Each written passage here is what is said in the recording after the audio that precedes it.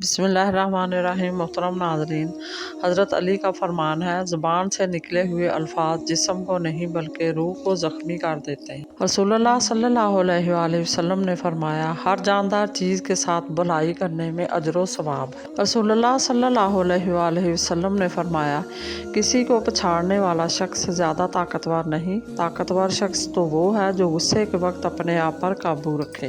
मैंने अपनी औकात को बड़े करीब से देखा तो पता चला कि चंद सांसें हैं और वो भी रब्बुल इज़्ज़त की मोहताज हैं।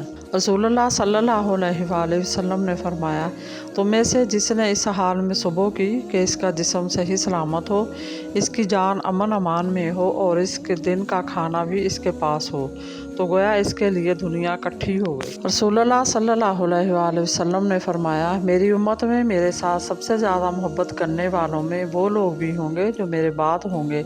इनमें से हर एक ना चाहता होगा कि ए काश अपने अहलो यार और मार की कुर्बानी देकर मुझे देख ले। हिसाब रखा करें। आजकल लोग पूछ लेते हैं कि तुमने मेरे लिए क्या किया है। सोना नरम होकर जेवर बनता है, मिट्टी नरम होकर खेत बनती है, आटा नरम हो तो रोटी बनता है और आदमी का दिल नरम हो तो इंसान बनता है। इमाम जाफ़र सादक फरमाते हैं, जो शख्स बैठकर शलवार और कमीज़ पहनेगा वो कमर दर्द से महफूज रहेगा। अगर कुछ करना चाहते हो तो भीड़ से हट के चलो।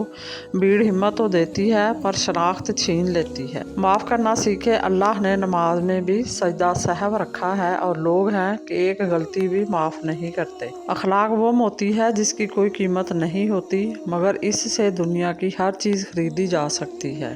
तुम्हारे नफ्स की तरबियत के लिए इतना ही काफ़ी है कि तुम उन चीज़ों से दूरी इख्तियार करो जो तुम्हें दूसरों में बुरी लगती हैं। जिस इंसान को साल भर में कोई तकलीफ़, कोई रंजो गम ना पहुँचे तो वो जान ले कि मेरा रब मुझसे नाराज़ हो गया है। मज़ीद इसी तरह की अच्छी और मालूमाती वीडियो देखने के लिए मेरे चैनल को सब्सक्राइब करें और अगर आपको वीडियो अच्छी लगे तो प्लीज़ लाइक ज़रूर कर दिया करें।